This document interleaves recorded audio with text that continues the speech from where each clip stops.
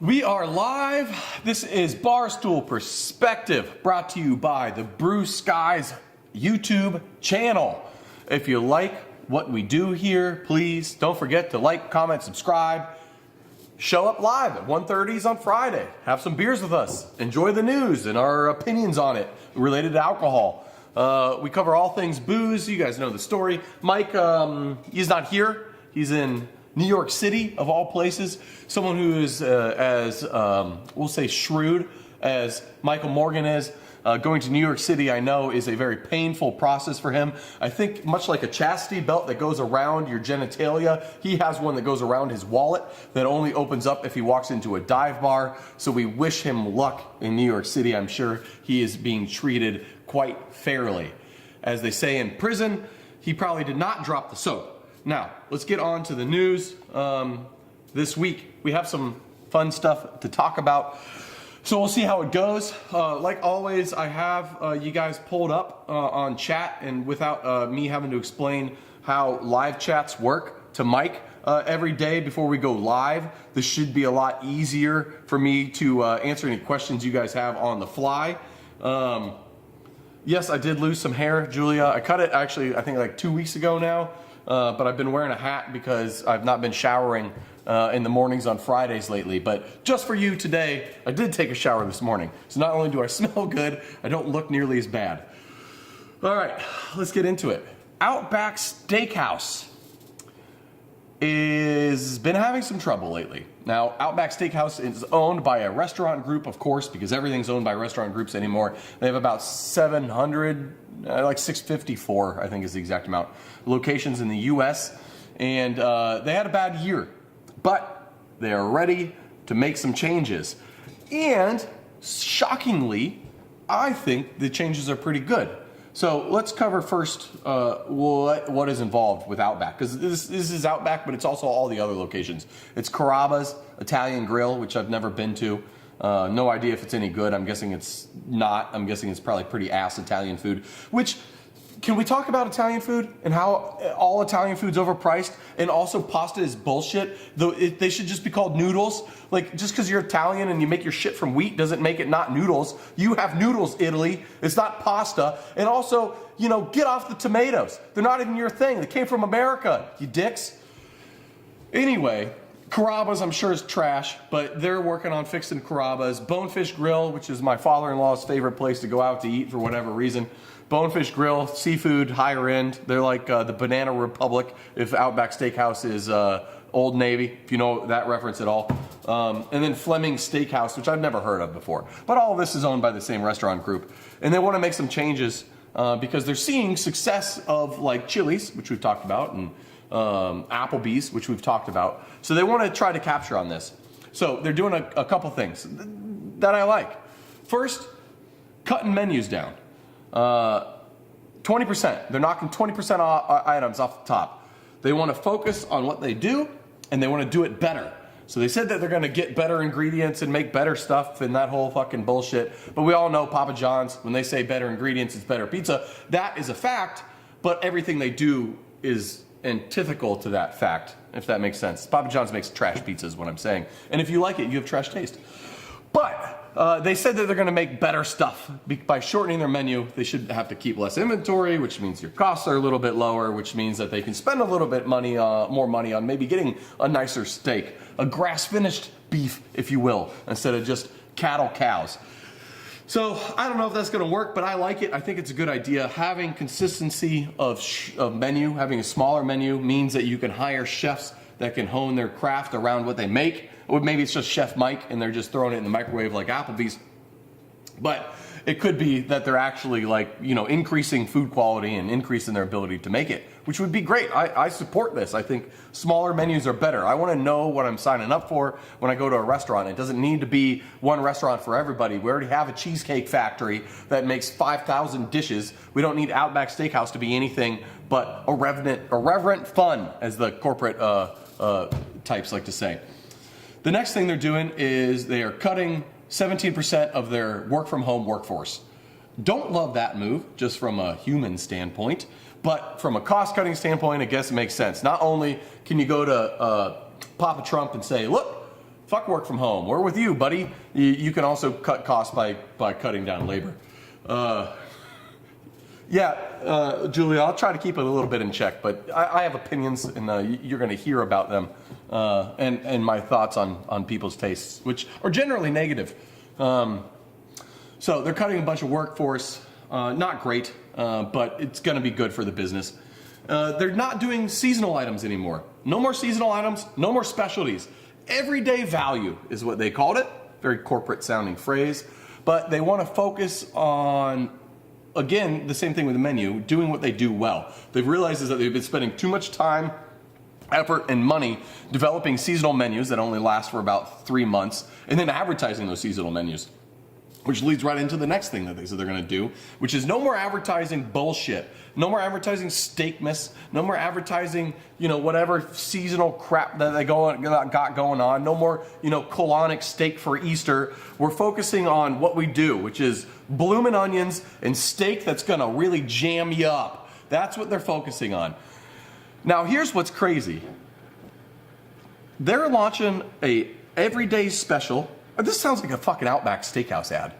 Does it sound like that to anyone else? I feel like I'm just shilling Outback right now. I haven't even been to Outback in ages. I'd rather go to a Longhorn Steakhouse than some pseudo-Australian bullshit. But this isn't. I'm just really surprised that the corporate has this much insight on things that I think are actually like smart things, which is crazy. Usually corporations can't get out of their own way. The next thing they're doing is $14.99 3-course meal. That is bonkers. We were just talking about last week how, McDonald's or Wendy's is $15 for a combo meal anyway, and it's supposed to be cheap fast food. Outback Steakhouse, salad or soup, steak, dessert, $15. That is nuts. I think it's great. They're also making it so you can't get takeout on some things anymore if they're not going to travel well. So probably no more bloomin' onions to take home because they're going to be a soggy, oniony mess by the time you get home. And what else are they doing? They're going to start cutting menu items if they rate poorly. People are like, I've tried the brownie 6 times now. I hate it. They're going to get rid of it. So all in all, to tie it back into last week, a resurgence of the Fern Bar. That's what we're seeing. It's a resurgence of the Fern Bar. Now we have some like pseudo Fern Bar stuff. What's that burger joint that used to be an OTR that closed? Jack's. Does that make sense? Does that sound like a thing? Jack's Burger Bar or something? Where they had all the tchotchkes on the wall and it looked like it was old, but everything was actually new and it was all fake millennial bullshit. This is like, we're going actually old school with this Outback Steakhouse resurgence. So it's kind of nuts. I like it. I don't know. If I was running fucking Outback Steakhouse restaurant corporate group, I'd probably recommend these same things. So I don't know. I'm not going to go there still, but are we going to see a turnaround? Are people going to be like, you know what? If I have to choose between Wendy's or having a sit down meal at Outback as my treat for the week, I'll go to Outback instead of Wendy's. I'll take the fam. Let's go. Let's have some, what's their quote? Craveable food, value, and irreverent fun at the Outback. We can all pretend to be Australian at Outback Steakhouse. Now, this next segment is brought to you by Anheuser-Busch. No, AI. ChatGPT has said, let me start over. There's an article that talked about AI and alcohol. And it gave a couple points on how AI can help the alcohol industry and make things better. Now, I'm sure you're thinking, man, I definitely know AI can help alcohol. Before long, we're going to have robots brewing beer. And we're going to be able to have ChatGPT give us the best beer recipe of all time. And this is going to be great. Wrong. AI and alcohol is going to be garbage. And I'll tell you why. Here's the main points that this article brought up talking about AI and alcohol. Winemakers can use AI to predict if the wine grape harvest is going to be good or not. Can the wine grower not tell? Do you think the guy with 30 years of vineyard experience can't tell when things are going to go to shit? Do you think he can't notice when a hailstorm rolls through, or when there's disease coming through his vines, or when the sugar levels aren't specking out like they're supposed to at a certain time of year, or if the rains aren't coming like they should? Do you not think we already know that? AI, and okay, let's say the AI predicts it's going to be a worse harvest than normal. What the fuck does that change?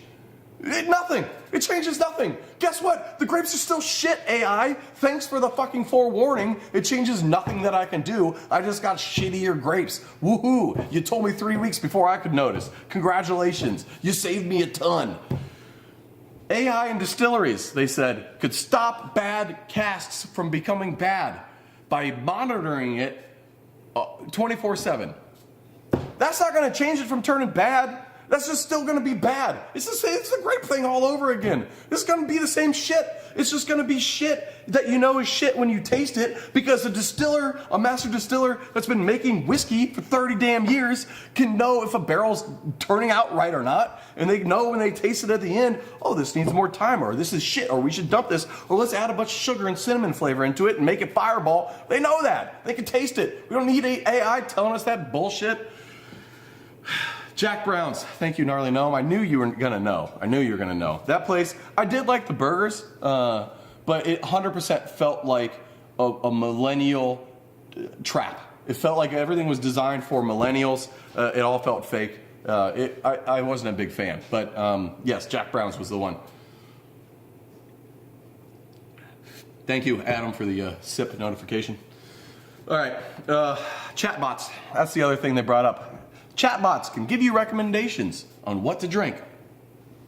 Can anyone name a single time a chatbot has ever been pleasant to talk to? Has anyone ever been said, thank fuck, I finally get to talk to a chatbot instead of a real human. I'm so glad that's finally happened. Please give me recommendations, algorithm. Tell me what I like, because I can't think for myself based on past experiences. And I have no one in my life that I can look to give me alcohol recommendations. And I don't know how search engines work. And I can't read. But can you please, chatbot, tell me, for the love of God, what is good to drink if the only thing I like to drink is enemas of Rolling Rock? I need to know what's going to be tasty with my Fireball. Tell me, for the love of God, what wine should I pair with Fireball? Bullshit. That's what you should pair with it. Generative AI for marketing and design. Do you know who's in marketing and design and has a video production studio? Producer Dan. Producer Dan, how do you feel about generative AI being used to make alcohol brands? Can't spell snake oil without an A and an I. If you didn't hear that, Dan said you can't spell snake oil without an A and an I, and I think that about sums it up. So, I only brought this in because I wanted to channel Mike and get that Gen X rage going. So thank you, Mike, if you're listening from Brooklyn Brewery, which Mike's at Brooklyn Brewery right now. So if anyone's in New York, if anyone's in Brooklyn and wants to go surprise Mike, we just what do they call it when you give personal information away about someone? Doxed. We just doxed Mike. So head on down to Brooklyn if you're listening live on 2/28/25, because that's where Mike Morgan is right now, Brooklyn Brewery. So let's talk positivity. What is growing? Thank you, Longer Than Life. I'll take a chill pill. All right. Now, let's talk what's growing in alcohol. Investment banks have put out a statement of where they see for the most growth potential here in the U.S. for alcohol, not in the U.S., globally for alcohol. And they're looking at two things. They're looking at, one, where can we get more money? And two, where can we get more money through volume growth? So two different things. Volume means selling more beer. Value, revenue, just basically means selling the same or less beer but making more money. So there's two key things. Two markets are going to be value markets, as in markets where they're definitely not going to sell more beer. They might even sell less, but they're going to make more money. And unfortunately, those two markets are the United States and China. So what that means for us is that beer prices are going to go up, and or the cost to make your beer is going to go down, i.e. lower quality. We've seen this happen time and time again. It's kind of how the whole world works corporation-wise. And we'll get to a little bit more of that in detail when we get to the Anheuser-Busch section. But that's what we're in for in the U.S. Volumes are going down, flat to down, but they still want values to rise. And there's only one way to do that. You either raise prices knowing that you're going to sell less but make more money, or you cut costs anywhere you can, or try to find cost savings. Where they see growth are markets that are finding more young legal age drinkers, LDAs, legal drinking age people, young legal drinking age people, as in people who just turned 21 or whatever age it is in their respective countries. Countries where disposable income is on the rise, and countries where societal norms are starting to shift. So the societal norms thing is like Brazil. Strangely enough, drinking culture in Brazil, while there is alcohol in a lot of places, drinking en masse is low. You don't go to Brazil and just crush 12 beers like you do in Wisconsin. You go to Brazil and you have 12 friends and you split one beer. Well, that's changing a little bit, and drinking is increasing there as a result. We also have other, places like Mexico, South Africa, Vietnam, Nigeria, and India is the big one. India is a huge population growth, and it's a huge increase in disposable income. I mean, they have over 1 billion people there. The population continues to grow, and there's a huge opportunity. Big breweries are basically salivating at the thought of being able to sell more Indians more beer. So that's largely what the takeaway was, is Southeast Asia, parts of Africa, India, South America, Central America, the US, China, basically everywhere except for Antarctica, the Middle East, Europe, and Australia. Now, that's what's interesting here is the Middle East makes sense. Muslim-based countries, they don't drink very much. I get it. Antarctica makes sense. Population there is like, what, 10,000 year-round? They're not going to drink that much. Europe, though, basically has no hope, is what the investment banks are saying. A country, or a continent filled with countries that have long traditions of drinking copious amounts of alcohol are saying there's no opportunity here for us to make volume plays, and there's no opportunity here for us to make value plays. There is no opportunity in Europe, and that is crazy. I know we've talked a little bit about the French wine industry just falling basically tenfold in the last 5 decades. We talked about how Britain is struggling with their pub culture and all that's changing. And the only thing I can think that makes sense for Europe and why it's not a growth opportunity is that the culture is changing so much from everyone drank all the time to people are just becoming moderate. And that gap is so wide of how immoderate they were for so long that like just becoming to normal means that there's no possible way to find value. Australia, on the other hand, is bad because of what's called minimum unit pricing. It's effectively a tax on alcohol that won't allow alcohol to be sold for less than a certain price at a bar or for carryout. And that price has basically gone up every 6 months for the past 5 years or so. And prices have largely become, even in cheap dive bars, like 15 Australian dollars, which is like 12 US dollars per pint. Now, granted, they have nice imperial pints, 20 ounces, the good stuff, but largely it's untenable. So it's really interesting that there's just no hope in these countries that have such a long history of that. And I say no hope as in corporate VC money types don't see any hope there. If you go visit Europe, you're still going to have a bitchin' time because there is alcohol everywhere. It is cheap and it is delicious, let alone the food, and the ability to get around without a car is unparalleled. So you're still going to have a good time, so don't let it turn you off of that. You don't need to immediately change your plans from France to Brazil, even though you'll have fun in both places. I'm just saying, from a capitalist standpoint, if you're looking to invest in European brands, maybe don't. So next up, I want to talk about some more AI chicanery. Is EU chicanery is Heineken.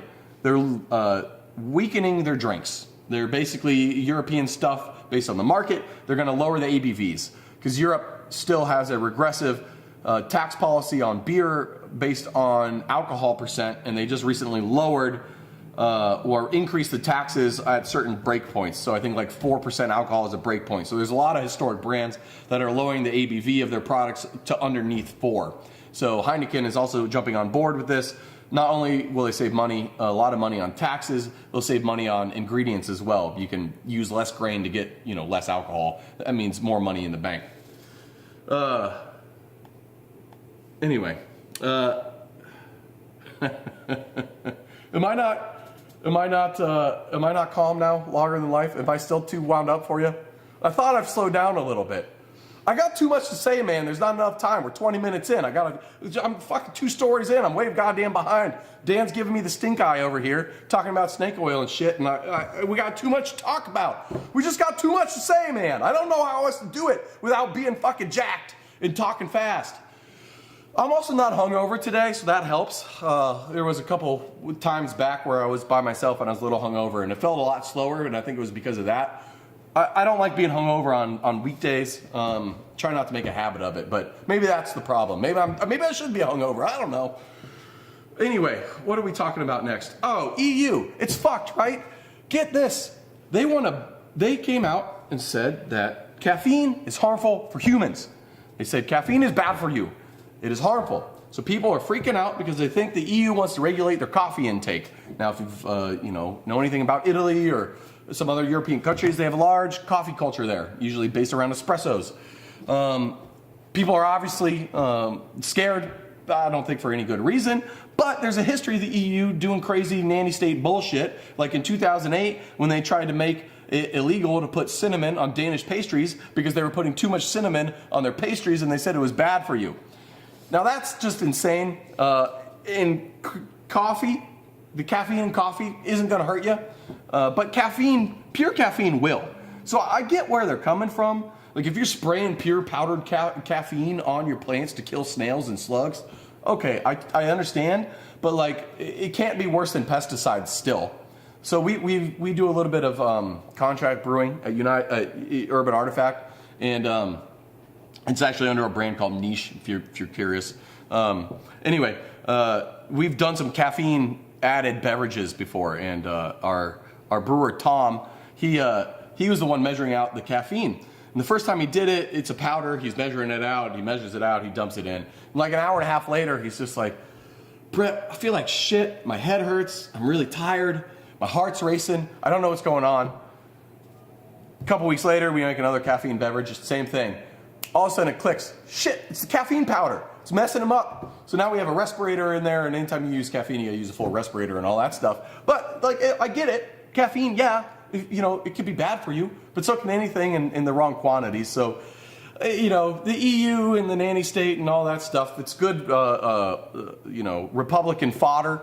And that's, I don't even remember where I read that from, so this could be coming from that anyway. But I thought that was just worth mentioning because, we were shitting on the EU a little bit. So it was just fun to keep the hate train rolling. Keurig Dr. Pepper. That is a brand that Dr. Pepper bought Keurig out, Keurig, the coffee makers. They have come out and put their guidance out from last year and the year moving forward, and they basically said that coffee is down in the US.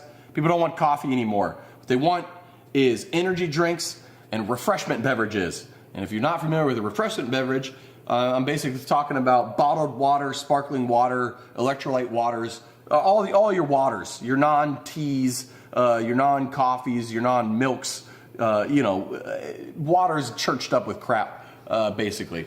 They said that's where all the things are moving forward. So a couple things I want to take from this is, one, coffee prices have been increasing for a long time. Green coffee specifically. So importing green coffee, you roast it yourself. I'm sure Keurig, Dr. Pepper has their own roasting everything bullshit. Those prices have done nothing but increase for a decade now. But starting within the last year, discounting on coffee drinks is seeing an all-time high. So what that says to me is that while ingredient costs are increasing and discounting is increasing, those two things shouldn't line up like that. It should be inverse. But it's not. So what that means to me is that margins on coffee beverages for large corporations are dumb fat. Huge margins. It's gotta be, because that's the only way that you can aggressively discount, unless you're willing to just take a loss on it and still see you making money. So I don't see it as a bad thing, but what I see is also interesting on that same coin is if you look at Starbucks, their number one growing product type last year, fruit-based beverages with caffeine added. No coffee, just fruit-based beverages with caffeine. That's it. And if you look at Starbucks anyway, and if you look at America as a whole, does anyone even like black coffee? Like, I feel like a crazy person half the time ordering black coffee, and everyone around you is ordering, dessert in the morning for their coffee. So look at a construction site. This is a lot of anecdotal bullshit points I'm about to make. But if you look at a construction site in the morning, you look at a factory, any brewery. You know what the brewers walk in with in the morning? You know what the canning line people walk in with? You know what those construction workers walk in with? It's not a black coffee in a thermos.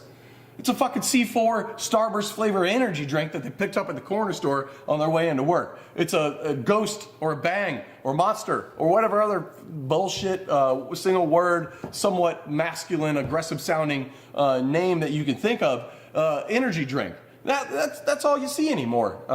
So that's why it's growing so much. And does that mean that we as Americans have trash palates? Yes. Does it mean we love sugar too much? Yes. Does it mean we'll ever come back to normal? What is normal? I don't know. What is normal? Who knows? I kind of lost the point on all that, but that's okay. What else are you guys saying? Can't be hungover if you never stop drinking. That's true. But have you ever tried that? Have you ever really tried to go on a long bender before?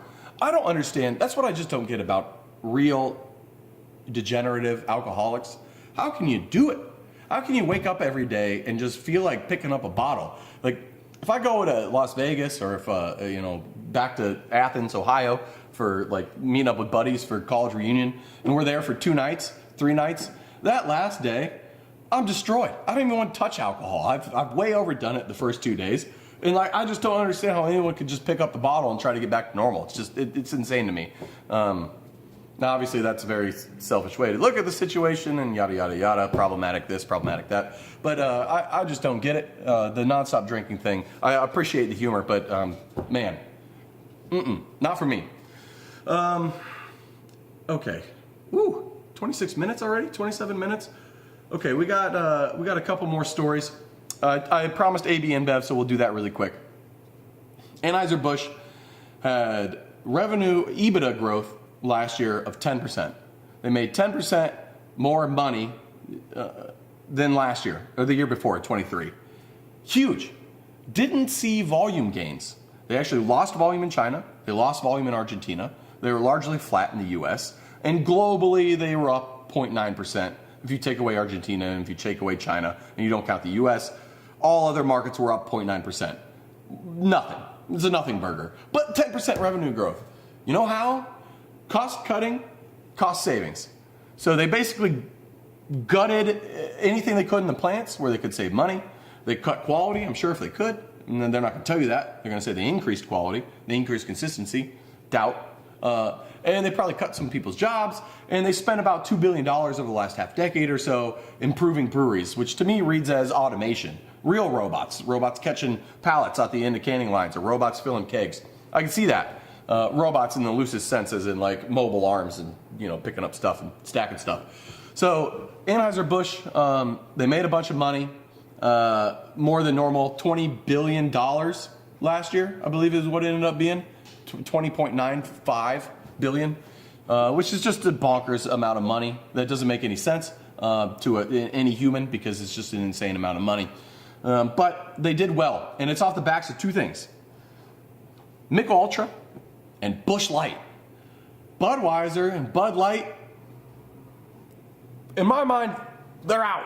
If you want to define Anheuser-Busch in 2025, it's Michelob Ultra and it's Busch Light. It's a bifurcation of the United States based off of where you live almost. The yuppies and the city folk or the whomevers drinking Michelob Ultra. And then you got your rural, your good old boys, your country bumpkins, my people drinking Busch Light.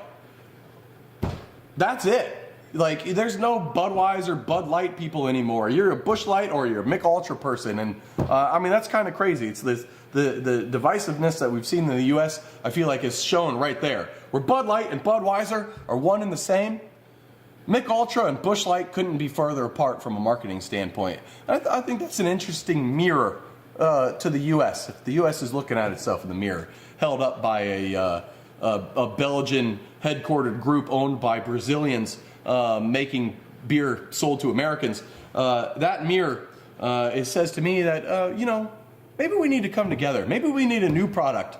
Maybe we need the return of just regular Michelob. Michelob to unite the people. All right, we'll do one more story. Teamsters have filed an unfair labor practice complaint against Boston Beer Cincinnati. They basically have alleged that Boston Beer Cincinnati is negotiating on unfair terms in order to hurt newer employees versus those who fall under the old contract negotiations for their union. Now, if you look at it on paper, I get it. The more senior people, the people who fall under the other contract, they have a better contract, especially over the life of your time at Boston Beer. If you put in the years, you're in a really good spot. And the newer people don't. But what's really interesting is I don't necessarily agree that they're arguing in bad faith.